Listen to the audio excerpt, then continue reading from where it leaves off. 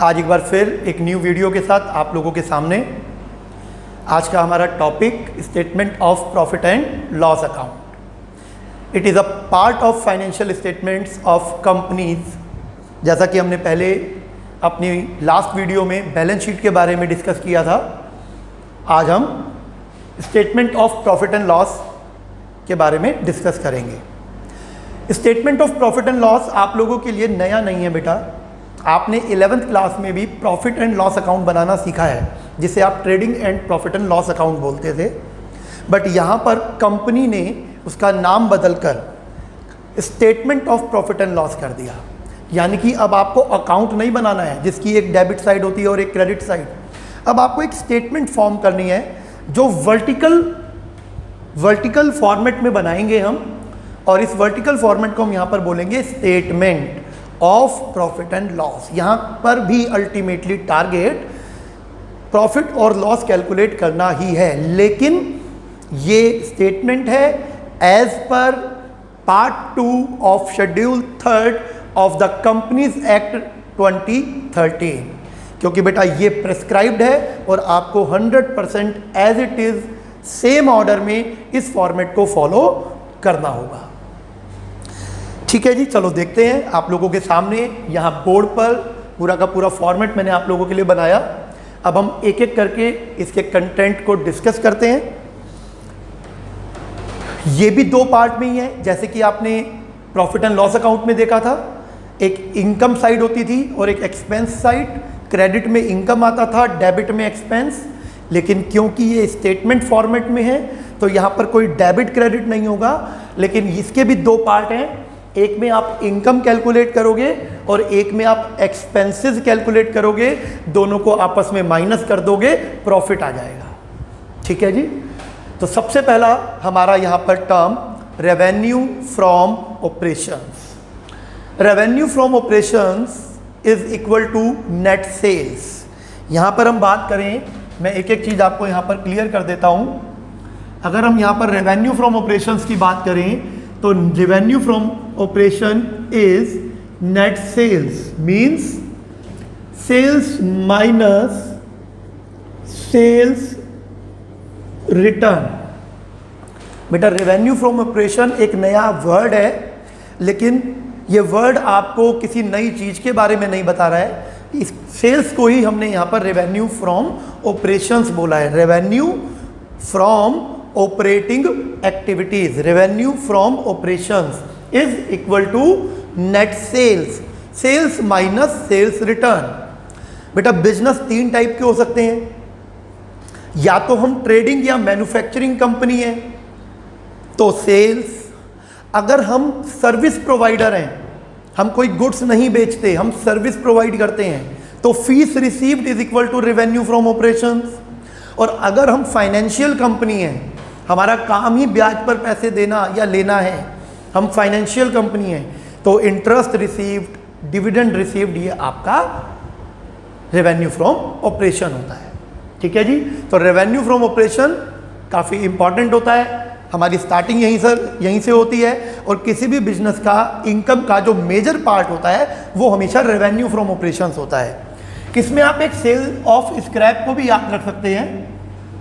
काफ़ी बार बच्चे यहाँ पर कंफ्यूज हो जाते हैं कि सेल ऑफ स्क्रैप को हम अदर इनकम माने या रेवेन्यू फ्रॉम ऑपरेशंस। तो बेटा सेल ऑफ स्क्रैप को भी आपको रेवेन्यू फ्रॉम ऑपरेशंस ही मानना है। ठीक है जी। यहाँ पर हमारी नेक्स्ट कैटेगरी है अदर इनकम। अदर इनकम के लिए आपको बहुत मेहनत करने की ज़रूरत नहीं है। जो रेवेन्यू फ्रॉम ऑपरेशंस नहीं है और वो हमारी इनकम है। भाई अगर हमें कोई भी इनकम मिल रही है बट वो रेवेन्यू फ्रॉम ऑपरेशंस नहीं है तो वो सभी अदर इनकम की कैटेगरी में आ जाती हैं। कोई भी income which is not revenue from operation is known as other income. For example, commission received, interest received, discount received, कोई भी income, even bad debts recovered, कुछ भी जो आपको मिला लेकिन वो रेवेन्यू फ्रॉम ऑपरेशन की हेडिंग में आप शो नहीं कर सकते, वो सेल्स नहीं है, वो सेल ऑफ स्क्रैप नहीं है, तो फिर वो हमारा अदर इनकम होगा। तो अदर इनकम के लिए आपको कोई डिटेल लर्न करने की ज़रूरत नहीं है। अगर आपको रेवेन्यू फ्रॉम ऑपरेशन अच्छे से पता है तो अदर इनकम में आप कोई मिस्टेक नहीं करने वाले हो। जब हम ये रेवेन्यू फ्रॉम ऑपरेशंस और अदर इनकम को ऐड कर देते हैं तो आ जाता है टोटल रेवेन्यू, हमारी थर्ड कैटेगरी। तो यानी कि टोटल रेवेन्यू आपको कहीं से सर्च नहीं करनी है, बस आपको फर्स्ट यानी कि revenue from operations plus second यानी कि अदर इनकम दोनों को ऐड कर देना है। आ जाएगा total revenue of the enterprises, total revenue of the company, और हमारा एक पार्ट खत्म हो जाएगा। ठीक है जी, हमारा एक पार्ट यहाँ पर कंप्लीट हो गया। अब हम चले गए इसके सेकंड पार्ट पर यानी कि एक्सपेंसेस पर। अब एक्सपेंसेस में आपको बहुत सारी टर्म्स यहाँ पर नज़र आ रही हैं, मैं हाईलाइट कर देता हूँ एक बार, जैसे कि cost of material consumed, purchase of stock in trade, changes in inventories, employees benefit expenses, financial cost, depreciation and amortisation और अदर एक्सपेंस। तो यहाँ पर बेटा एक्सपेंसेस की बहुत सारी कैटेगरी बनाई गई। ये 7 कैटेगरीज हैं जो आपको लर्न करनी है और इनका ऑर्डर भी सेम रहना चाहिए। आप इस ऑर्डर को अपनी मर्जी से चेंज नहीं कर सकते, कोई चीज़ ऊपर नीचे शिफ्ट नहीं कर सकते। हाँ, अगर बीच में कोई आइटम नहीं है तो उसको लीव कर सकते हैं। एग्जाम्पल के लिए किसी क्वेश्चन के अंदर फाइनेंस कॉस्ट नहीं दिया हुआ तो आप एम्प्लॉयज़ बेनिफिट एक्सपेंस के बाद directly depreciation and amortisation show कर सकते हैं। लेकिन अगर फाइनेंस कॉस्ट दिया हुआ है और आपने पहले डेप्रिसिएशन और बाद में फाइनेंस कॉस्ट लिखा तो फिर ये गलत हो जाएगा बेटा, यहाँ पर आपके मार्क्स डिडक्ट हो जाएंगे।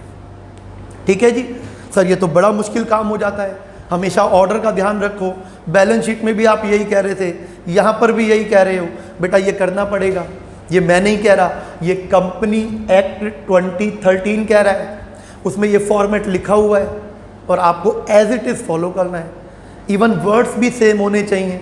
आपको फाइनेंस कॉस्ट को फाइनेंस कॉस्ट ही लिखना है। अगर वो इंटरेस्ट पेड है तो उसे आपको अलग से नोट बनाकर मेंशन करना पड़ेगा। यहाँ पर तो फाइनेंस कॉस्ट ही आपको लिखना होगा। बड़ी मुश्किल है, बट बेटा मुश्किलों का सामना तो करना पड़ेगा अगर ज़िंदगी में आगे बढ़ना है तो। चलो जी, हम स्टार्ट करते हैं एक्सपेंसेस। एक्सपेंसेस की बात हम यहाँ पर करें तो एक्सपेंसेस में हमारी सबसे पहली कैटेगरी है cost of material consumed. Cost of material consumed का मतलब यहाँ पर रॉ मटेरियल प्लस में अदर कंज्यूमेबल्स से है। Cost of material consumed means raw material consumed, आप सभी समझते हैं, रॉ मटेरियल जिस पे फर्दर प्रोसेसिंग होना बाकी है। एग्जाम्पल के लिए हमने पेपर मंगवाया है और हम नोटबुक कॉपीज़ बनाकर सेल करते हैं, तो पेपर क्या है यहाँ पर? तो यहाँ पर पेपर आपका रॉ मटेरियल है। अगर हम पेपर को पेपर ही बेच देते हैं, हम पेपर ही सेल करते हैं, पेपर ही परचेज करते हैं, तो फिर ये तो हो जाएगा आपका purchase of stock in trade. लेकिन अगर आप पेपर खरीद कर उस पर फर्दर प्रोसेसिंग कर उनको नोटबुक या कॉपीज़ रजिस्टर्स बनाकर सेल करते हैं तो ये रॉ मटेरियल में आ जाएगा। तो कॉस्ट ऑफ मटेरियल कंज्यूम्ड मैं यहाँ पर आप लोगों के लिए लिख देता हूँ, रॉ मटेरियल प्लस में other consumables. Raw material plus में अदर कंज्यूमेबल्स, इसे हम कहते हैं कॉस्ट ऑफ मटेरियल कंज्यूम्ड। इसका अपना एक फॉर्मूला होता है जिसमें आप opening stock of raw material plus में रॉ मटेरियल परचेज माइनस में closing stock of raw material करते हैं। चलो आपके लिए शॉर्टकट में लिख देते हैं opening stock of raw material, but मैं बता रहा हूँ आप अपनी सोर्स बुक उठा लेना, वहाँ पर लिखे हुए हैं, आप वहाँ से देख सकते हो। Opening stock of raw material, purchases of raw material minus closing stock of raw material. Raw material के साथ साथ कंज्यूमेबल्स भी आप यूज़ कर सकते हो, तो ये हो जाएगा आपका कॉस्ट ऑफ मटेरियल कंज्यूम्ड।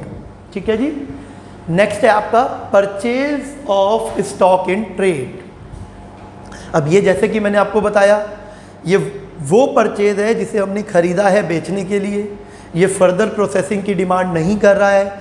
हम पेपर ही खरीदते हैं, पेपर ही बेच देते हैं, तो जो पेपर हमने खरीदा that is called purchase of stock in trade. During the year जितना भी गुड्स हमने खरीदा for resale purpose, all are, उसका जो सम है, sum of these goods, sum of these purchase goods are known as purchase of stock in trade. Next है आपका changes in inventories. Changes in inventories very simple, कई बार exam में question भी पूछ लेते हैं आपको। तो चेंजेस इन इन्वेंट्रीज के केस में आप क्या लिखेंगे, बहुत सिंपल है, opening inventory minus closing inventory, always opening inventory minus closing inventory, चाहे वो नेगेटिव में आए चाहे वो पॉजिटिव में आए। अगर नेगेटिव में आए तो आप यहाँ पर ऐसे नेगेटिव का साइन लगा देना, पॉजिटिव आए तो फिर आप इसे यूज़ मत करना। तो changes in inventories means opening inventory minus closing inventory. इसमें क्या क्या इंक्लूड हो सकता है मैंने यहाँ लिखा हुआ है, finish goods, work in progress, stock in trade, ये चीज़ें आप यहाँ पर इसे यूज़ कर सकते हो। नेक्स्ट है employees benefit expenses. Employees benefit expenses, देखो नाम से ही पता लग रहा है एम्प्लॉयज़ को मिलने वाले बेनिफिट्स। बेटा एम्प्लॉय जो हमारे लिए काम करते हैं, दिन रात हमारे लिए मेहनत करते हैं, उन्हीं के कारण हमारा बिजनेस, हमारी फैक्ट्री ये चल रहा है ना भाई। जो प्रोप्राइटर होता है, ऑनर होते हैं या कंपनी की बात करते हैं, शेयर होल्डर थोड़ा ना आकर मशीनें चलाते हैं, कभी देखा है आपने? कोई शेयर होल्डर आकर थोड़ा ना फैक्ट्री साफ करते हैं, शेयर होल्डर थोड़ा ना माल बेचने जाते हैं। ये सब काम कौन करता है? ये सब काम एम्प्लॉयज़ करते हैं। तो क्या बेटा वो फ्री में करते हैं इतनी मेहनत हमारे लिए? नहीं, हम बदले में उनको सैलरीज देते हैं। ये सैलरी जो हमने उनको दी, ये सैलरी हम दिखाते हैं एम्प्लॉयज़ बेनिफिट एक्सपेंस की हेडिंग में।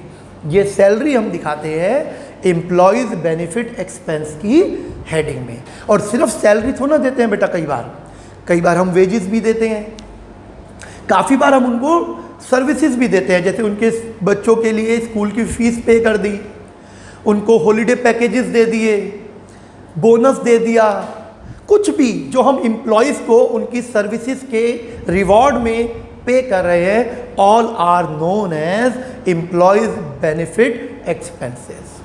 आपने प्रॉफिट एंड लॉस अकाउंट में देखा था, आप वहाँ डायरेक्टली लिखते थे सैलरी, वेजेस, यहाँ आपको डायरेक्टली निकला। यहाँ पर आपको पहले एक नोट बनाना है एम्प्लॉयज़ बेनिफिट एक्सपेंस का, एम्प्लॉयज़ को दिया जाने वाला सैलरी, वेजेस, बोनस है ना, अदर एमिनिटीज़, उन सब का टोटल करके आपको यहाँ पर एम्प्लॉयज़ बेनिफिट एक्सपेंस की हेडिंग में शो कर देना है। ठीक है भाई। अब आप देख रहे हो ना, खर्चे सारे वही हैं बट नए नाम से है। वही सारे खर्चे हैं जो आपने 11th क्लास में प्रॉफिट एंड लॉस अकाउंट में भी दिखाए थे, लेकिन उनके लिए अब हमने यहाँ पर एक कैटेगरीज बना दी। अब हमें हर खर्चे को उसकी कैटेगरी के अकॉर्डिंग शो करना है। This is prescribed by companies act 2013, और ये कंपनी एक्ट 2013 के शेड्यूल 3 के पार्ट 2 में प्रेस्क्राइब किया गया है। इसके बाद आपका नेक्स्ट आता है बेटा फाइनेंस कॉस्ट। फाइनेंस कॉस्ट क्या होता है? आप सभी समझते हैं, जब आप कोई फाइनेंस लेते हैं, जब आप कुछ बोरो करते हैं, जब आप कोई उधार लेते हैं, कोई लोन या आपने डिबेंचर इशू कर दिए, तो जब आप कुछ बोरो करते हैं ना, तो उस बोरोड फंड पर आपको बदले में इंटरेस्ट देना होता है। जो बोरोड फंड होता है वो फ्री में नहीं मिलता। बोरोइंग्स मतलब उधार, लोन्स, बैंक लोन्स, डिबेंचर्स, इनके बदले में आपको इंटरेस्ट पे करना होता है। ये जो इंटरेस्ट आप पे करते हो, इसी को हम कहते हैं यहाँ पर फाइनेंस कॉस्ट, इंटरेस्ट पेड। और सिर्फ इंटरेस्ट पेड ही फाइनेंस कॉस्ट नहीं होता। फाइनेंस अरेंज करने के लिए अगर आपने कोई और खर्चा भी किया है, जैसे आपने डिबेंचर इशू करने के लिए discount on issue of debentures दे दिया, तो वो भी हमारा फाइनेंस कॉस्ट में ही इंक्लूड होगा। ठीक है जी, मेरी बात सबको अच्छे से समझ में आ रही है? तो फाइनेंस कॉस्ट में जो डायरेक्ट फाइनेंस कॉस्ट है वो है इंटरेस्ट पेड, और इसके अलावा कुछ आपने एक्सपेंस किया जैसे शेयर इशू एक्सपेंस, तो वो भी हम फाइनेंस कॉस्ट में लिख सकते हैं। सॉरी, शेयर इशू एक्सपेंस नहीं आएगा, डिबेंचर इशू एक्सपेंस जरूर आएगा, क्योंकि शेयर फाइनेंस तो है बट शेयर्स बोरोड फंड नहीं है। शेयर्स कभी भी बोरोड फंड नहीं होता, बट डिबेंचर बोरोड फंड होते हैं। तो discount on issue of debentures या कोई other expense to issue debentures, ये हमारा फाइनेंस कॉस्ट में आ जाएगा। इसके बाद आपका आता है डेप्रीसिएशन एंड अमोर्टाइजेशन। बिल्कुल समझाने की ज़रूरत नहीं है बेटा मुझे, आप सब बहुत अच्छे से जानते हैं, 11th क्लास में खूब अच्छे से पढ़ा है आपने। Depreciation is the decrease in the value of non current tangible assets. Depreciation क्या होता है? जो नॉन करंट टेंजिबल असेट्स है like building, plant, machinery, car, उनकी वैल्यू में आने वाली कमी, उनकी वैल्यू जो धीरे धीरे year by year due to use, efflux of time, due to accident, obsolescence, इन सब के कारण जो उनकी वैल्यू कम होती चली जाती है हर साल, उसे हम कहते हैं डेप्रिसिएशन। और नॉन करंट इनटेंजिबल असेट्स की वैल्यू जो डिक्रीज होती है उसे हम कहते हैं अमोर्टाइजेशन। ठीक है जी। तो अगर कोई पेटेंट, कॉपीराइट, गुडविल की वैल्यू डिक्रीज हो रही होगी तो वो अमोर्टाइजेशन में चला जाएगा, और अगर कार, बिल्डिंग, फर्नीचर, इनकी वैल्यू डिक्रीज हो रही होगी तो वो डेप्रिसिएशन में चला जाएगा। फाइन, हमने 6 पॉइंट पढ़े। हमने पढ़ा कॉस्ट ऑफ मटेरियल कंज्यूम्ड, जिसमें बेसिकली रॉ मटेरियल प्लस में कंज्यूमेबल्स आ गया। फिर हमने पढ़ा purchase of stock in trade which is goods which is purchased for resale. Some of that type of goods is known as purchases. Changes in inventories, opening inventories minus closing inventories, employees benefit expense, salaries, wages, bonus, finance cost, interest paid, discount on issue of debentures, depreciation, non-current tangible asset, और amortization non-current intangible asset की value में होने वाला decrease. और इसके बाद हमारी last बची अदर एक्सपेंस। भाई ये तो बड़ा मुश्किल है, इसमें तो बहुत सारी चीज़ें हैं, याद रखना बड़ा मुश्किल काम। हम इसको आसान कर देते हैं। बेटा कोई भी एक्सपेंस, ये तो पता लग ही जाएगा ना हम पे कर रहे हैं, कोई भी एक्सपेंस जो इन पहली 6 कैटेगरीज में कहीं फिट नहीं हो रहा है उसे उठाकर अदर एक्सपेंस में डाल दो। उसे उठाकर आप सीधा अदर एक्सपेंस में डाल दो। एग्जाम्पल के लिए डिस्काउंट अलाउड, आपने कस्टमर को डिस्काउंट दिया, उसने आपसे माल खरीदा, आपने उसको कैश डिस्काउंट दिया। ट्रेड डिस्काउंट तो हम शो ही नहीं करते, हमने उसको कैश डिस्काउंट दिया। क्या वो कॉस्ट ऑफ मटेरियल कंज्यूम्ड है? अब सोच रहे हैं हम कि हम कैसे अदर एक्सपेंस को आइडेंटिफाई करेंगे। क्या वो हमारा परचेज ऑफ स्टॉक है, हमने माल खरीदा है? क्या वो ओपनिंग इन्वेंट्री, क्लोजिंग इन्वेंट्री है? Discount allowed? बिल्कुल भी नहीं सर, कैसी बातें कर रहे हो। एम्प्लॉयज़, क्या हमने ये एम्प्लॉयज़ को दिया? क्या हमने ये उधार लिया था उस पर ब्याज दिया? क्या ये डेप्रिसिएशन या अमोर्टाइजेशन था? अरे सर ये बिल्कुल ऐसा नहीं था, आप क्यों बार बार बोले जा रहे हो? भाई ये फिर क्या था? ये 6 कैटेगरी में सेट नहीं हो रहा ना, तो इसका मतलब ये अदर एक्सपेंस है। तो अदर एक्सपेंस को आइडेंटिफाई करना आप लोगों के लिए बहुत आसान है। जो पहली 6 आइटम नहीं है वो सब आपका अदर एक्सपेंस हो जाएगा। ठीक है जी। आपने कोई कमीशन पे कर दिया, कोई डिस्काउंट अलाउड कर दिया, कोई बैड डेट्स हो गया, तो ये सब चीज़ें आपकी अदर एक्सपेंस में चली जाएंगी। अभी आपने फर्स्ट पार्ट किया था टोटल रिवेन्यू, अब आपने सेकंड, जिसे हमने 4th नंबर दिया है यहाँ पर, टोटल एक्सपेंस। हमने टोटल इनकम कैलकुलेट कर लिया भाई, हमने टोटल एक्सपेंस कैलकुलेट कर लिया।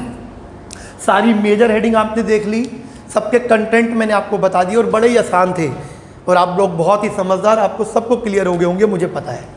अब अगर मैं टोटल इनकम में से टोटल एक्सपेंस माइनस कर दूं, इस साल की टोटल इनकम में से इस साल के टोटल खर्चे माइनस कर दूं, तो क्या बचेगा बेटा? प्रॉफिट। तो आ गया हमारा प्रॉफिट बिफोर टैक्स, क्योंकि अभी तक हमने इसमें से टैक्स माइनस नहीं किया है, तो it is called profit before tax. 3rd minus 4th, देखो मैंने यहां मेंशन कर दिया, जो 3rd है टोटल रिवेन्यू, उसमें से 4th टोटल एक्सपेंस को माइनस कर दिया, आ गया प्रॉफिट बिफोर टैक्स। और जब इसमें से हमने टैक्स कैलकुलेट कर दिया, जो भी हमारी गवर्नमेंट की स्लैब है उस टाइम की, उस टैक्स को हमने माइनस कर दिया, तो आ गया प्रॉफिट और लॉस फॉर द पीरियड, जिसे हम प्रॉफिट आफ्टर टैक्स भी बोल सकते हैं। Profit after tax. ठीक है जी। तो बड़ी सिंपल सी छोटी सी स्टेटमेंट ऑफ P&L, जिससे हम बहुत घबराते हैं, कई बार बहुत डर लगता है हमें कि सर कैसे होगा। जब आप शुरू करोगे तो बेटा बहुत आसानी से हो जाएगा और बड़ी जल्दी हो जाएगा। सारे कंटेंट मैंने आप लोगों के साथ डिस्कस कर लिए। ठीक है जी, तो आज की वीडियो हमारी इतनी ही, फिर मिलेंगे आप लोगों से फिर किसी नए टॉपिक के साथ नेक्स्ट वीडियो में। ओके बेटा, bye bye and take care.